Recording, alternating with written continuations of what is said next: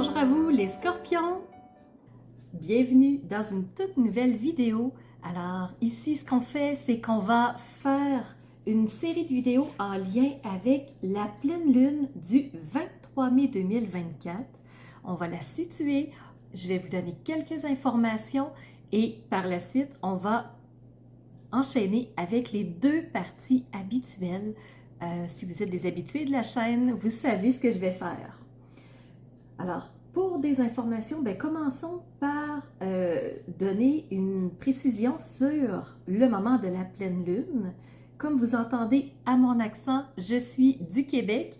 Alors, notre pleine lune à nous se fera le 23 mai et ce sera le matin à 9h52. La lune et le soleil formeront ce qu'on appelle une opposition parce que le soleil est dans un signe et la lune est complètement à son opposé. Alors, c'est la raison pour laquelle on a une pleine lune, c'est parce que le soleil éclaire complètement la lune. On peut la voir en entier. Le soleil sera situé dans le signe des Gémeaux. Alors, les Gémeaux auront commencé leur période d'anniversaire. Bon anniversaire, les Gémeaux! C'est votre période à vous de fête qui représente le moment de votre naissance. Alors, le soleil dans votre signe, un signe d'air, bien entendu, et les Gémeaux, vous êtes un signe de communication, de curiosité intellectuelle, qui aime les apprentissages, connaître plein de choses. Souvent, les Gémeaux vont être des généralistes parce qu'ils connaissent beaucoup de choses de par leur curiosité. Mais ils aiment moins approfondir les trucs. Ça leur tombe un peu sur les nerfs, ça les ennuie. Eux, il faut que ça roule, ils aiment la nouveauté. Et c'est ce qui fait qu'ils aiment aussi beaucoup voyager des globetrotters, découvrir le monde, découvrir les cultures. Alors le soleil, dans votre signe, à vous les Gémeaux, il se trouve à 2 degrés 55 minutes, ce qui veut dire qu'il est en tout début du signe des Gémeaux et il est dans le premier décan. La lune complètement à son opposé, l'opposé des Gémeaux, c'est les Sagittaires. Sagittaire, un signe de feu, un signe qui va créer vraiment, mais sur du long terme. Il sait que les actions qu'il va tenter, qu'il va mettre en place, ne donneront pas de fruits tout de suite. Ça va vraiment maturer, ça va faire son bout de chemin et à un certain moment donné, ça va toucher sa cible. Le Sagittaire, il ne doute aucunement que ses actions vont toucher la cible. Seulement, il ne sait pas tout à fait à quel moment parce qu'il sait que ça va prendre un certain temps. Alors, c'est la lune qui est dans le signe des Sagittaires, comme on disait, à 2 degrés 55 minutes, elle aussi. Alors, c'est ce qui met la table un petit peu pour notre pleine lune. Il y a d'autres choses à dire, mais je vais les garder pour l'analyse astrologique. Alors, allez voir sous la vidéo, vous aurez des informations. Dernière chose qui me reste à vous dire, c'est que si c'est votre signe solaire, lunaire ou ascendant, la vidéo, elle est faite pour vous. Tout de suite, on entame la première partie de la vidéo, c'est ce regard astrologique. Alors, on lève nos yeux vers les astres et on observe. Pour vous les scorpions, il n'y a pas d'invité dans votre ciel astrologique. Alors, on va tout de suite passer aux 3 différents aspects. Premièrement, on va expliquer ce qu'est le sextile, belle énergie porteuse. Deuxièmement, on va entrer dans ce défi que vous avez pour cette pleine lune et on va terminer cette section de la vidéo avec les trigones. Vous en avez 3. Alors les scorpions, un sextile, on disait que c'est une belle énergie porteuse. Qu'est-ce qui va vous aider, vous soutenir pendant cette pleine lune? Vous avez un sextile avec la lune noire. La lune noire, c'est celle qui va vous apporter quelques brèches de compréhension qui, avant, n'étaient pas là. Donc, quand on ne connaît pas certaines choses, c'est difficile de prendre une décision en toute connaissance de cause. Mais là, plus ça va, plus la lune noire vous donne d'informations. Le carré que vous allez avoir, donc le défi les scorpions, c'est avec votre maître, c'est avec Pluton. Pluton qui est en phase rétrograde, alors qu'il vous invite à plonger à l'intérieur de vous, chose qui habituellement, je pense que vous êtes assez confortable avec ça, parce que vous êtes un signe de profondeur, d'aller voir dans les entrailles, d'aller voir au plus profond pour comprendre les choses. Alors, Pluton représente la régénération, représente cette énergie que nous avons toutes et tous et qui nous permet de pouvoir passer au travers de nos journées. Cette énergie vitale-là, est-ce qu'on en a beaucoup? Est-ce qu'on en manque? Comment ça se passe pour vous, les scorpions?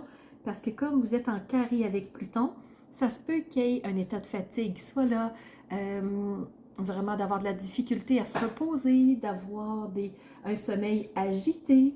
Donc, c'est possible. Au niveau des trigones, on disait qu'il y en avait 3. Fantastique énergie positive. Premièrement, trigone avec Vesta. Vesta, pour vous les scorpions, ce que ça fait, c'est que elle vraiment priorise votre attention, elle vous focalise à vouloir vous sentir bien, à vouloir être en harmonie. Alors Vesta, c'est vraiment ça, c'est je concentre mon attention sur tout pour me sentir bien. Qu'est-ce qui me dérange? Qu'est-ce qui vient nuire à mon état de zénitude, de sérénité pour rebalancer les choses? Donc, c'est vraiment un état de balance qu'on est en train de faire avec cette Vesta. Deuxième trigone avec Neptune. Neptune, c'est la créativité, c'est l'imaginaire, c'est créer des histoires, c'est s'imaginer des aventures dans sa tête. Alors, Neptune, c'est tout ça, c'est vraiment l'imaginaire, mais il peut aussi représenter, Neptune, les religions. Il peut aussi représenter tout ce qui a en rapport avec l'eau. C'est pas pour rien que Neptune, son symbole, c'est un trident. Le trident de Neptune, le roi des mers. Alors, on fait rapidement le rapprochement et vous savez que l'astrologie est complètement assise sur les histoires des dieux. C'est eux qui ont forgé l'astrologie. Alors, c'est pour ça qu'il y a des rapprochements qui peuvent se faire. Mais Neptune, quoi qu'il en soit, il est très favorable pour vous. Donc, une imagination débordante peut-être? Alors, reste à voir. Le troisième trigone, c'est avec Neptune. Donc oui, on va imaginer des choses, mais on va quand même garder une part de logique, une part de réflexion. Donc on ne partira pas dans un imaginaire débridé où tout ce qu'on fait, c'est vraiment imaginer n'importe quoi. Non. Donc ça va être une imagination, je vous dirais, réaliste pour cette pleine lune. Alors, c'est ce qui fait le tour, les scorpions, de cette partie astrologique. Alors, c'est les énergies qui vont vous suivre, qui vont vous accompagner pendant cette pleine lune. Maintenant, ce qu'on va faire en deuxième partie, on va redescendre nos yeux vers les cartes et on va aller voir les messages qu'elles ont à vous délivrer, les scorpions. Je commence avec le tarot. Il y a plusieurs cartes qui sont sorties, plus que d'habitude. Première, arcane majeure, et une arcane majeure prend le poids, prend vraiment l'ascendant sur les arcanes mineures. Ici, on a la force, et je trouve que cette carte vous ressemble bien. Pourquoi? Parce que cette femme, elle est descendue dans ses profondeurs, dans les profondeurs de ce dragon-là, parce que le dragon vit dans des grottes et il est très reculé, il est vraiment dans des endroits difficiles d'accès. Et la femme y est allée. Elle est rentrée dans ses profondeurs. Elle est entrée dans ce qu'elle pouvait vivre de plus profond. Et elle est allée y mettre de la lumière, de la compréhension pour en ressortir beaucoup plus forte. Donc, premièrement, les scorpions, la force. Deuxièmement, vous avez reçu le chevalier de coupe. Alors, les coupes, c'est l'émotivité, c'est les situations de la vie, c'est comment on réagit à ces situations-là. Et ici, on a un personnage qui est d'énergie masculine, c'est le chevalier. Il représente l'adolescent. Et le chevalier, lui, ce qu'il veut, c'est être aimé. Il veut charmer. Il est vraiment dans une énergie de je veux te plaire, mais je veux que tu me plaises aussi. Alors, c'est le romantique du tarot, le chevalier de coupe. Et on voit ici, sous un beau ciel bleu, mais en fin de journée, alors le soleil est en train de descendre et ça indique probablement une belle rencontre, une belle nuit à venir du moins. Je ne sais pas pourquoi je dis ça, mais une belle nuit à venir. Troisième personnage, vous avez reçu la reine de bâton. Les bâtons représentent notre sève de vie, ce qui nous anime, ce qui nous fait vibrer. Et la reine, c'est un personnage d'énergie féminine, mais pas nécessairement une femme. Et la reine, elle est dans toute sa passion. Et dans tout ce qui l'anime, elle va vers où son cœur l'amène. Elle écoute énormément ce qui est important pour elle et c'est ça qui la guide. Qu'est-ce qui est important pour moi? Qu'est-ce qui vibre ici pour moi? Et est-ce que ça me tente d'aller vers ça? Si les réponses sont oui, ben elle y va. Donc c'est une reine passionnée. Ensuite, ce que vous avez reçu, 2 cartes ensemble, je vais vous les montrer parce que je trouve qu'elles vont vraiment bien ensemble de toute façon. Alors ici, vous avez reçu le diable.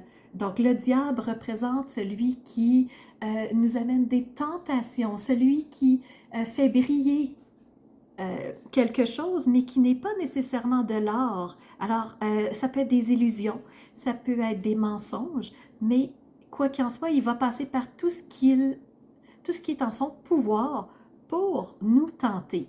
Alors, si on se laisse tenter, bon, on va se faire enchaîner par le diable, on va être prisonnier de nos tentations, de ce qui nous a fait basculer, de ce qui nous a charmés. Et charmer, je ne peux pas faire autrement que ramener le chevalier de coupe qui est ce charmeur, ce romantique du tarot. Vous avez aussi reçu la 7. C'est bien ça? La 7 de bâton. Alors ici, c'est comme si on vous envoyait plein de choses que les bâtons, ben, on n'est pas complètement dans le même état d'esprit, on ne voit pas toutes les choses de la même façon.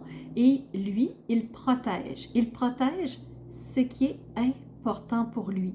Et c'est comme le Gandalf dans Le Seigneur des Anneaux, juste avant de mourir, il fait face à un démon de l'ombre, et il dit « Vous ne passerez pas ». Donc, les bâtons ne passeront pas, les tentations ne l'atteindront pas parce qu'il sait ce qui est important pour lui. Juste tasser ça un petit peu, faire de la place pour mon dos de deck qui s'en vient.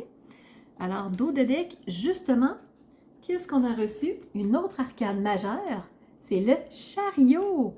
Alors ici, ce qu'on nous indique, c'est que les choses vont se faire rapidement, il va y avoir du mouvement, de l'avancée, et ce n'est pas quelque chose qui va traîner en longueur.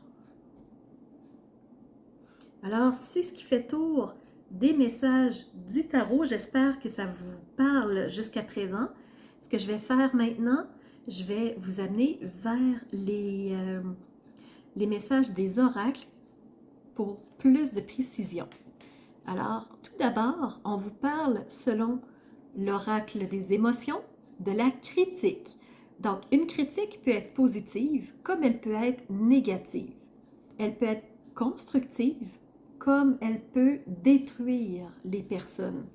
Parce qu'on sait qu'on peut y aller de façon avec des mots positifs, des choses qui construisent, qui aident la personne à s'élever, ou on peut aussi détruire la personne en lui disant des choses désagréables. Alors ici, on vous parle de critique. Et moi, je trouve que ça va avec le diable qui tente de vous tenter, de vous amener dans ses filets de toutes les façons possibles. Alors, qu'est-ce qui va se passer pour vous, les scorpions, dans cette lunaison? J'ai hâte de voir si vous me dites en commentaire, mais ici, on me parle de critique.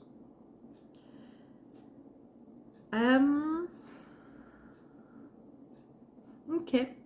On va y aller avec le petit oracle ici de l'intuition qui nous parle de guérison. Ce que cet oracle-là nous dit, c'est le ciel purifie ton corps il équilibre ses fonctions et tu te régénères. Aha, avec ce Pluton en carré, même si c'est pas toujours facile de se reposer, on dit que la guérison nous régénère. Alors, on a besoin de guérir quelque chose pour que Pluton puisse être dans toute sa force d'action. Pour ça, il faut respecter nos besoins, veiller à se nourrir sainement et prendre soin de notre santé, peu importe les tentations. On nous parle aussi du chemin vers la lumière. Vous avez reçu ce beau message par l'oracle des énergies de guérison. Justement, on vous parle de guérison 2 fois. Et ici, le chemin de la lumière, c'est fais des choix en conscience. Tourne-toi vers la lumière, un pas à la fois. En faisant ça, tu vas transformer tes faiblesses en force. Et quelle est la première carte qu'on a reçue? La force. Transformer tes faiblesses en force. Et en renforçant tes pensées pour qu'elles soient positives.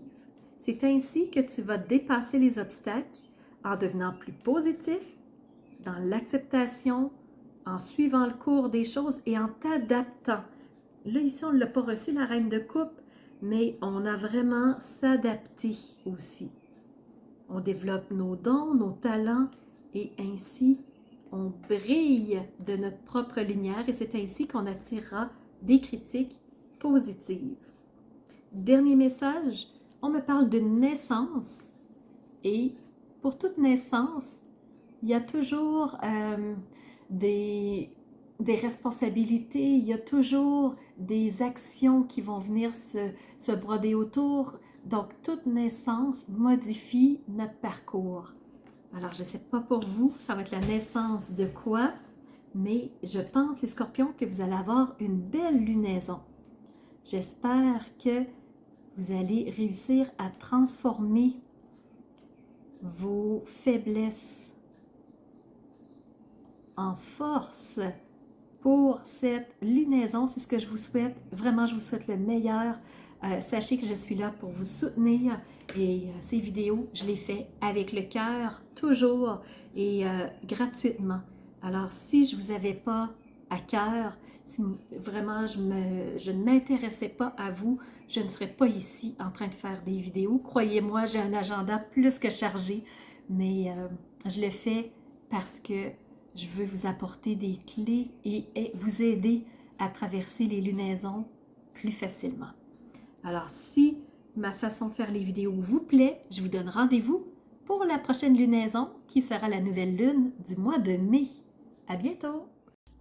Alors, c'est ce qui fait tour de ma présentation, point de vue astrologique. Alors, j'espère que vous avez aimé cette analyse-là. Si c'est le cas, n'hésitez surtout pas à mettre un pouce en l'air et surtout, continuez de vous abonner. Je vois qu'il y a beaucoup de nouveaux qui viennent me rejoindre. C'est vraiment... ça fait chaud au cœur de voir que ça monte, que les gens s'intéressent à ce que je partage comme information. Et n'hésitez surtout pas à me laisser des commentaires de ce que vous avez aimé, de ce qui vous a rejoint. Et je vous laisse aussi mon adresse courriel si vous voulez m'envoyer un message privé. Certaines personnes n'aiment pas laisser un message public que tout le monde peut lire. Alors, mon adresse courriel est info@commercialmaitrefort.com. N'hésitez surtout pas si vous voulez entrer en communication avec moi. Et sous la vidéo, il y a toujours mes services qui sont dans le petit plus. Alors, vous pouvez savoir quel est mon univers, qui je suis. Allez fouiller un peu plus sur moi. Et si vous avez besoin d'un tirage de tarot personnalisé, si vous voulez une analyse de votre carte du ciel de naissance, je peux vous faire ça avec grand plaisir. On peut aussi se rencontrer pour un coaching si vous avez besoin d'être guidé par rapport à un ou plusieurs domaines de vie pour faciliter votre route par la suite. Ça me fera plaisir. Alors, c'était Nancy de la chaîne Maître Phare Tarot qui vous offrait cette vidéo avec le cœur et n'hésitez pas à surveiller les réseaux sociaux. Vous savez que dans 48 heures, les 12 signes sortiront Alors, on se revoit pour les 12 signes. À bientôt.